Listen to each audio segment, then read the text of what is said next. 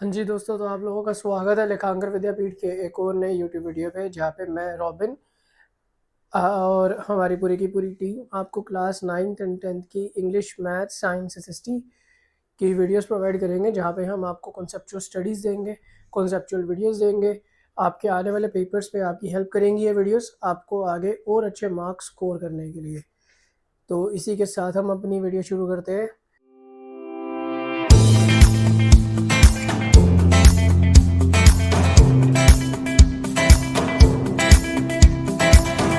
पिछले कई वीडियोस से अप्रोक्सीमेटली 4 to 5 वीडियोस से फेडरलिज्म चैप्टर ही कंटिन्यू कर रहे हैं। तो मैंने लास्ट क्लास में आप लोगों को सेंटर स्टेट रिलेशनशिप के बारे में बात करनी थी और मैंने बताना था कि what does a centre state relationship is. तो सेंटर स्टेट रिलेशनशिप जो है वो फेडरलिज्म को इन्फ्लुएंस करता है, फेडरलिज्म की प्रैक्टिस को इन्फ्लुएंस करता है। यहाँ पे क्या है कि कॉन्स्टिट्यूशनल अरेंजमेंट्स बनाई गई हैं जहाँ पे हम पावर शेयरिंग को बांटते हैं, पावर को बांटते हैं काम करने के लिए इन रियलिटी। और ये डिपेंड करता है एट लार्ज एक्सटेंट कि कैसे रूलिंग पार्टीज और लीडर्स जो है वो फॉलो करती है इन अरेंजमेंट्स को। जरूरी नहीं कि वो फॉलो करे, पर हमारे कॉन्स्टिट्यूशन में ये अमेंडमेंट ऑलरेडी बताई गई है।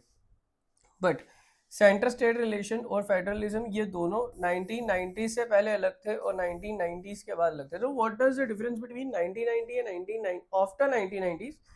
एक्चुअली में इमरजेंसी भी आ गई थी, जिसके ऊपर काफ़ी बारी कांग्रेस को सुनना पड़ता है कि इंदिरा गांधी ने इमरजेंसी इम्पोज करी थी अपने टाइम पे 1990s।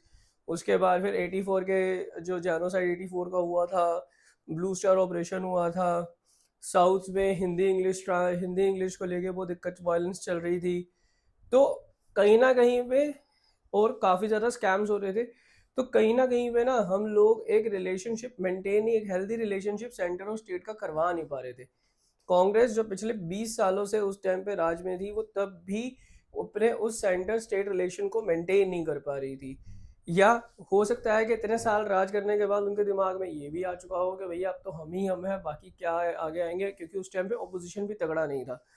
उन्होंने एक लड़ाई में या जब भी आप कोई कंपटीशन कर रहे होते हो, तो हमारी सबसे बड़ी गलती क्या होती है, हमें दिख जाता है कि सामने वाला ओपोनेंट कितना वीक है और हम उसको वीक समझ के उतनी ही वीक तैयारी करते हैं। बट यू नेवर नो, कभी कभी सामने जो वीक ओपोनेंट है वो एकदम से इतना पावरफुल निकला है कि वो आपको पछाड़ दे। This is what happens in the elections. उस टाइम के तो जनरल इलेक्शन हुए थे, उसमें यही हुआ था।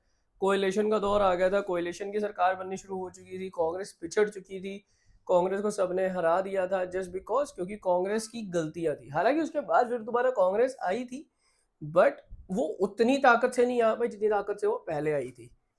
पर एक बारी तो देश ने उनको झटका दिया था और फिर 10 साल 15 साल बाद फिर दोबारा देश ने उनको 2014 में दोबारा झटका दिया कि भैया आपने गलती करी, आप नहीं समझे, अब दोबारा आपके राज में गलती हो रही है, फिर आप नहीं समझ रहे, फिर आपको झटका दे दिया। फिर अब यहाँ पे हम लोग फिर दोबारा एक दूसरी पार्टी पे चले गए। अब उस दूसरी पार्टी को भी हम लोगों ने काफ़ी समय से अपने सिर पे रखा हुआ है। ऑब्वियसली बात है वो भी अपनी मनमर्जियाँ करनी शुरू हो चुकी है। ऑब्वियसली बात है उनके अंदर भी काफ़ी ज़्यादा करप्शन एंगल सामने आ रहे हैं, काफ़ी ज़्यादा स्कैम्स अब धीरे धीरे सामने आ रहे हैं। क्या, किन किन स्कैम्स का नाम लूँ? इलेक्टोरल बॉन्ड का स्कैम का नाम लूँ, या अभी जो अचानक से कहीं ना कहीं से कुछ ना कुछ चीज़ उठ के आ जाती है कि इलेक्शन कमीशन का स्कैम हो गया। साफ वीडियो में देख लिया कि भैया एक इलेक्शन जो इलेक्शन करा रहा था, वो अपनी तरफ से स्टैंप लगा रहा है, अपनी तरफ से साइन कर रहा है। What is this? यही चीज़ होती है जो एक सरकार को गिराने की तरफ चलती है। देखो, मैं हमेशा एक बात कहता हूँ, जो इंसान टॉप पे बैठा है, राजा को कभी नहीं पता कि उसके नीचे के मंत्री क्या कर रहे हैं। या तो वो उन पे अंधा विश्वास करेगा और अपना काम करता जाएगा, या तो वो उन पे शक करता जाएगा और वो काम ही नहीं कर पाएगा।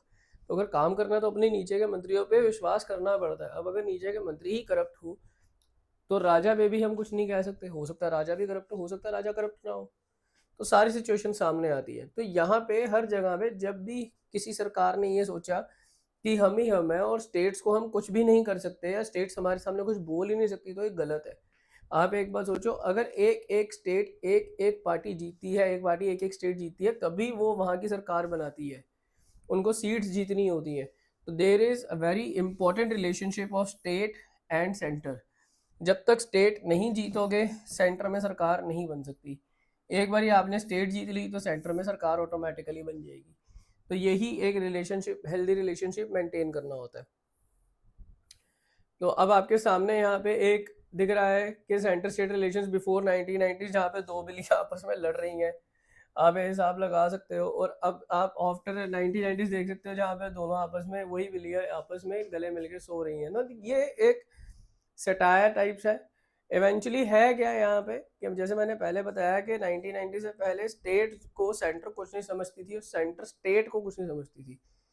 दोनों के बीच में कॉन्फ्लिक्ट चलते रहते थे, लड़ाई होती रहती थी, कभी किसी की बात नहीं समझनी, कभी किसी की बात नहीं समझनी, कभी यहाँ पॉलिटिकल अनरेस्ट हो रहा है, कभी वहाँ पॉलिटिकल अनरेस्ट हो रहा है। पर धीरे धीरे धीरे धीरे जब हम लोग आगे बढ़ते गए तो वो जो एक कन्फ्लिक्ट है वो धीरे धीरे खत्म होते गए और हम लोग आगे बढ़ते बढ़ते बढ़ते बढ़ते आज हम यहाँ पहुँच चुके हैं। उसके बाद centre state relations and federalism before 1990 same party जो रूल करती थी दोनों सेंटर और काफ़ी ज़्यादा स्टेट्स में। इसका मतलब ये था कि स्टेट गवर्नमेंट जो थी उनके पास कोई राइट्स नहीं होते थे, वो ऑटोनॉमस फेडरल यूनिट्स में नहीं आते थे, मतलब वो ऑटोनॉमस नहीं होते थे, अपने फैसले खुद नहीं ले सकते थे। सेंट्रल गवर्नमेंट जो थी या तो वो ज़्यादातर मिसयूज करती थी कॉन्स्टिट्यूशन का डिसमिस करने के लिए स्टेट गवर्नमेंट को, जो भी वो कंट्रोल करते थे अपनी राइवल पार्टीज को, और वो अंडरमाइन भी करते थे स्पिरिट ऑफ फेडरलिज्म। अंडरमाइन का मतलब कि वो स्पिरिट ऑफ फेडरलिज्म को खत्म भी कर देते थे। और 1990s के बाद इस पीरियड में राइज हुआ था रीजनल पॉलिटिकल पार्टी का काफी स्टेट्स में। इसकी वजह से बिगनिंग हो गई थी एक एरा की कोएलिशन गवर्नमेंट, जो मैं अभी आपको know what does a coalition government means. Coalition government मतलब कि किसी भी पार्टी को प्रॉपर वोट नहीं मिले तो दो जिनको ज्यादा वोट मिले थे वो दोनों पार्टीज आपस में आती हैं और कहती है हम दोनों मिलकर सरकार फॉर्म करेंगे और हम दोनों मिलकर काम करेंगे, समवन लाइक पार्टनरशिप। पर जैसे पार्टनरशिप में होता है कोएलिशन गवर्नमेंट में भी होता है, जरूरी नहीं कि एक के आइडिया दूसरे के आइडिया से मैच करें और जरूरी नहीं कि वो ज्यादा लंबी टिके। कभी कभी कोएलिशन गवर्नमेंट बहुत लंबी भी टिक जाती है, कभी कभी कोएलिशन गवर्नमेंट ढह जाती है कुछ महीनों में। तो यही हुआ था। पहली कोएलिशन गवर्नमेंट ने तो अपना टर्म पूरा करा था, दूसरी कोएलिशन गवर्नमेंट जो थी वो 6 महीने में गिर गई थी। I don't want to take the name of that coalition government, आप इंडिया की पॉलिटिकल हिस्ट्री में जाके चेक कर सकते हो। हालांकि कोई सिंगल पार्टी जो थी उसको क्लियर मेजोरिटी नहीं मिली थी लोकसभा में, तो जो मेजर नेशनल पार्टी होती थी उनको एंटर करना पड़ता था अलायंस में।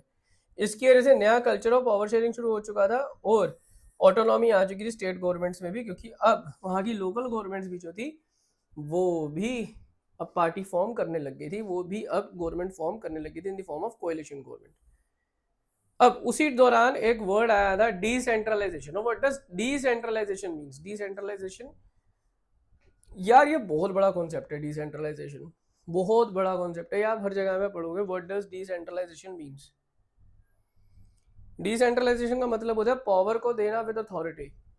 मतलब एक बंदे को पावर दिया आप लोगों ने, पर उस पावर के बदले में आप उससे अकाउंटेबिलिटी भी मांग रहे हो। उस पावर के बदले में आप उसको कह रहे हो कि भैया चाहे तेरे पास अथॉरिटी हो पावर यूज करने की, पर तू जवाबदेह है, तू हमें बताएगा कि तूने क्या करा है। Giving power with accountability is known as decentralization. तो यहाँ पे डिसेंट्रलाइजेशन इन इंडिया जहाँ पे दो या दो से ज्यादा टीयर्स ऑफ गवर्नमेंट मौजूद थे। फेडरल पावर शेयरिंग जो थी इंडिया में उसको एक और टायर ऑफ गवर्नमेंट चाहिए था जो कि स्टेट लेवल के नीचे काम करता, तो इसलिए उन्होंने एक और पावर ऑफ गवर्नमेंट, एक और पावर शेयरिंग करी, उन्होंने अपने नीचे एक लोकल गवर्नमेंट बना दी। याद है मैंने ऊपर पंचायत का नाम लिया था, तो ये लोकल गवर्नमेंट जो है ये आई थी डिसेंट्रलाइजेशन में। इन्होंने पावर का डिस्ट्रीब्यूशन कर दिया था, एक और लोकल गवर्नमेंट बनाई थी। उन्होंने बोला तुम्हें पूरी पावर है यूज करने की, तुम सब कुछ कर सकते हो, बट तुम्हें हमसे पूछना तो पड़ेगा ही, तुम्हें हमें जवाबदेही देनी पड़ेगी। तो लोकल गवर्नमेंट्स को उन्होंने बनाया जिसमें एमसीडीज, पंचायत, ग्राम पंचायत, ये सब चीजें आई थी। तो अब इसका रैशनल, इसकी थिंकिंग क्या थी डिसेंट्रलाइजेशन के पीछे? पहला, काफी बड़ी प्रॉब्लम आ रही थी, इश्यूज आ रहे थे जो बेसिकली सेटल करे जा सकते थे सिर्फ लोकल लेवल पे। यार एक बात बताओ, एक आपके इलाके की जो मैनेजमेंट है वो कौन करेगा? जैसे मैं अगर सपोज करो दिल्ली के जनकपुरी में रहता हूँ, तो जनकपुरी की जो इश्यूज हैं, जनकपुरी में अगर पानी ब्लॉक होता है, जनकपुरी में लाइट नहीं आती, जनकपुरी के सीवरेज ब्लॉक है, जनकपुरी में साफ सफाई नहीं है, हालांकि ऐसा कुछ भी नहीं है।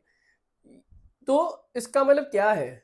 इसका मतलब ये है कि यहाँ की जो लोकल गवर्नमेंट है वो ही ये बातें सुनेगी, वही इन बातों पे फैसला करेगी, वही इन बातों को सॉल्व करेगी। So that is what local government do. वो आपकी लोकेलिटी को मेंटर करती है। लोग जिनको बेटर नॉलेज है प्रॉब्लम्स को लेके इन देयर लोकेलिटीज, वो आगे आते थे, उनके पास बेटर आइडियाज होते थे कि कहाँ पैसे स्पेंड करना है और कैसे मैनेज करना है चीज़ों को ज़्यादा अच्छे तरीके से। और लोकल लेवल पे पॉसिबल होता था लोगों के लिए कि वो डायरेक्टली पार्टिसिपेट भी कर सकते थे डिसीजन मेकिंग में। इसकी वजह से वो एक हैबिट बना देते थे कि डेमोक्रेटिक पार्टिसिपेशन की लोगों के बीच में। अब ऑब्वियसली ये बनानी भी बहुत ज़रूरी थी। जब पहला इलेक्शन हुआ था इंडिया में 1952 का, तो उस टाइम पे इवेंचुअली जब गवर्नमेंट रिफॉर्म होनी थी कांग्रेस की या कुछ किसी ने भी जीतना था, तो उस टाइम पे हुआ क्या, इलेक्शन कमीशन तो तब भी बनाया गया। इलेक्शन कमीशन बनाने के बाद इलेक्शन कमीशन को इलेक्टोरल रोल भी बनाने थे। तो जब उन्होंने इलेक्टोरल रोल बनाने थे ना, तो उन्होंने क्या करा, उन्होंने गांव गांव जाके हर किसी का नाम लिखा। वहां पे मर्दों ने तो अपना नाम सही लिखा है, पर कहा यह जाता है कि 48,000 से भी ज़्यादा औरतों ने अपने नाम लिखवाए, इसकी बीवी, उसकी बेटी, इसकी बहन, मतलब उनकी अपनी आइडेंटिटी उसमें कोई भी नहीं लिखी गई। और उस टाइम के इलेक्शन कमिश्नर का यह कहना था कि जिन्होंने अपना नाम, अपनी डिटेल सही से नहीं भरी, वो वोट नहीं देंगी। तो एक majority chunk of women vote नहीं आया। तो ये क्यों नहीं आया? क्योंकि तब एक पार्टिसिपेशन नहीं था, एक हैबिट नहीं बनी हुई थी कि आपको डेमोक्रेटिक, एक डेमोक्रेसी में पार्टिसिपेट करना है। किसी को तो पहले यही नहीं पता था कि राइट टू वोट है क्या। आज हम बड़े घर से कहते हैं we have right to vote since independence, पर उस टाइम पे किसी को भी नहीं पता था, क्योंकि किसी को बताया नहीं गया था कि राइट टू वोट क्या होता है, वोटिंग क्या होती है। तो उनको एडुकेट करा गया, उनको समझाया गया, और फिर उनको डेमोक्रेटिक पार्टिसिपेशन लाने के लिए लोकल गवर्नमेंट फॉर्म करी हम लोगों ने। तो डिसेंट्रलाइज करने के लिए ना काफ़ी ज़्यादा अटेम्प्ट्स हुए थे, और वो ज़्यादा सक्सेसफुल भी नहीं हुए थे। ऐसा क्यों हुआ था यार? कोई भी बंदा, अब एक बात सोचो, गांव में ठाकुर राज चलता है, गांव में राजा राज चलता है, वो अपनी पावर को किसी दूसरी गवर्नमेंट के साथ क्यों बांटेंगे? सबसे बड़ा तो सक्सेसफुल इसी वजह से नहीं हो पा रहा था। तो पंचायत और म्यूनसिपैलिटी जो थी सेटअप करी गई थी सारी स्टेट्स में, बट ये जो थे वो डायरेक्टली अंडर थे control of state government. Election जो था लोकल गवर्नमेंट का, वो भी रेगुलरली हेल्ड नहीं हो रहे थे। लोकल गवर्नमेंट जो थी, ना तो उनके पास की पावर होती थी, ना रिसोर्सेज होते थे अपने, और इसी वजह से there was a little decentralization in effective terms. So effective terms में इसी वजह से उनका डिसेंट्रलाइजेशन फेल होता जा रहा था, या वो कम होता जा रहा था। तो फिर उन्होंने एक बड़ा स्टेप लिया जो 1992 में आया, जो बेसिकली कॉन्स्टिट्यूशनल अमेंडमेंट आया, जिसको 73rd और 74th अमेंडमेंट कहा गया। ये बड़ा इंपॉर्टेंट अमेंडमेंट है। इसके अंदर हमने पावर्स डिस्ट्रीब्यूट करी थी, समझाया था। अब एक कॉन्स्टिट्यूशनली मैंडेटरी बन गया था हर किसी के लिए कि रेगुलर इलेक्शन करने। अब ये भी बात सामने आई थी उस टाइम पे, इसको कहा गया था, उससे पहले इसको कहते थे, इलेक्शन कमीशन ने इसको ना एज अ मॉरल लॉ निकाला था, जो आपको मानना है पर ज़बरदस्ती नहीं है। फिर जो हमारे थर्ड इलेक्शन कमिश्नर थे, थर्ड या फोर्थ इलेक्शन कमिश्नर थे, उन्होंने इसको कॉन्स्टिट्यूशनल अमेंडमेंट बना के ज़रूरी कर दिया था कि ऐसा होगा। तो रेगुलर इलेक्शंस की बात हो गई थी लोकल बॉडीज़ के लिए, सीट्स अब रिजर्व हो गई थी इलेक्टोरल बॉडीज़ में। एग्जीक्यूटिव हेड्स तक इसमें जो भी लगेंगे, किन जगहों से आएंगे, उनके बारे में भी बात करी गई थी। SC, ST और OBC के लिए बात उठी थी। एटलीस्ट 1/3 जहाँ सारी पोजीशन थी वो वुमेन्स को रिजर्व हुई थी। इंडिपेंडेंट इंस्टीट्यूशन बनाया गया था जिसको इलेक्शन कमीशन ऑफ इंडिया कहा गया था। उस टाइम पे एक बॉडी बना दी गई थी। स्टेट गवर्नमेंट्स को अब ज़रूरत थी कि वो कुछ पावर्स को शेयर करेंगे, रेवेन्यूज़ को शेयर करेंगे लोकल गवर्नमेंट के साथ, और ये नेचर ऑफ शेयरिंग जो थी वेरी करती थी फ्रॉम स्टेट टू स्टेट कि कितनी पावर वो लोग शेयर करना चाहते हैं। तो ये सब कुछ 73rd and 74th amendment of the constitution में लाया गया था। उसके बाद लोकल सेल्फ गवर्नमेंट आती है। अब लोकल सेल्फ गवर्नमेंट में रूरल गवर्नमेंट जिसको पंचायती राज कहते हैं, और एक आती है अर्बन जिसको म्यूनसिपैलिटीज कहते हैं। दोनों के काम अलग है, दोनों के नाम अलग है, दोनों अलग तरीके से काम करती है, बट ये हेल्थ सेल्फ गवर्नमेंट, हमारी खुद की गवर्नमेंट जो लोकेलिटी मेंटेन करती है। अब रूरल लोकल गवर्नमेंट में ग्राम पंचायत आती है। यार ये तुम क्लास 6th में 7th में पढ़ चुके हो। हर विलेज के अंदर एक ग्रुप ऑफ विलेजेस होती हैं कुछ स्टेट्स में, जिनके अंदर ग्राम पंचायत होती है। जो काउंसिल होता है उसके अंदर काफ़ी वार्ड मेंबर्स होते हैं जिनको अक्सर पंच कहते हैं। वो 5 ही होते हैं, और उनका एक प्रेसिडेंट होता है जिसको सरपंच कहते हैं। वो डायरेक्टली इलेक्ट करे जाते हैं बाय द लोग, जो भी वहाँ पे एडल्ट है उनसे वो डायरेक्टली इलेक्ट करे जाएंगे उस विलेज के अंदर। डिसीजन मेकिंग बॉडी होती है पूरी विलेज की। वो जो पंचायत है वो वर्क करती है under overall supervision of the gram sabha. अब ग्राम सभा क्या होती है? ग्राम सभा बॉडी होती है जिसके अंदर सारे एडल्ट वोटर्स आते हैं इन ग्राम पंचायत, और इसके साथ उनको एटलीस्ट ट्वाइस या थ्राइस, दो से ज़्यादा बार मिलना होता है in a year to approve the annual budget of the gram panchayat, और रिव्यू करनी होती है परफॉर्मेंस के, भैया उनकी ग्राम पंचायत में क्या परफॉर्मेंस उनकी चल रही है। तो अब ये चलता कैसे है, ये आपके सामने ये रहा। जिला परिषद डिस्ट्रिक्ट लेवल होता है, उससे नीचे ब्लॉक लेवल पंचायत समिति होती है, फिर ग्राम पंचायत आती है जो कि विलेज लेवल होती है। तो ये 3 लेवल्स में चलती है। अब रूरल गवर्नमेंट का स्ट्रक्चर वही जो मैंने अभी बताया, ग्राम पंचायत से जो है ग्राम पंचायत से पंचायत समिति आती है और पंचायत समिति से जिला परिषद आता है। तो एक फ्यू ग्राम पंचायत जो है वो ग्रुप होती है एक साथ, ताकि वो बना सकें यूजली, जिसको पंचायत समिति या ब्लॉक या मंडल कहते हैं। और फिर जो मेंबर्स होते हैं, इनकी जो रिप्रेजेंटेटिव बॉडीज होती हैं, इलेक्ट करी जाती हैं सारे पंचायती मेंबर से। तो ये अपने आप में ना छोटी गवर्नमेंट की तरह चल रहा है। ऐसा नहीं लग रहा कि जैसे ये अपने आप में एक सरकार ही चला रहे हैं। तो हाँ, ये सरकार ही चलाते हैं, वहाँ की सरकार, गांव की सरकार। सारी पंचायत समिति और मंडल जो होते हैं डिस्ट्रिक्ट में, वो एक दूसरे के साथ आते हैं ताकि वो ज़िला बना सकें, परिषद बना सकें।